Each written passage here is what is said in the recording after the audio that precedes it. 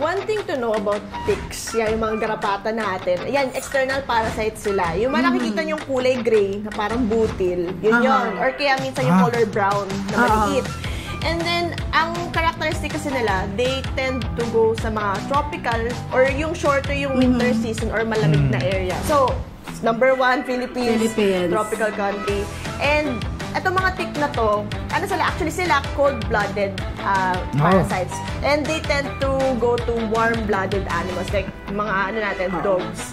And sobrang talamak niyan, like sobrang rigid nila, kaya nila mabuhay sa soil, sa ating mga grass, sa carpet, sa walls ng mga bahay natin. Oh no, dami akong carpet. Yes, kaya sabi namin pag once nakakita ka ng tick, huwag mong tirisin. Huwag titirisin. Babad sa alcohol or kaya ilagay sa, i-flush sa toilet. Yung iba sinusunog daw nila. Pero, ayun, ganun dapat. So, pag may nakita ka sa carpet mo na may tick dyan, susunugin mo.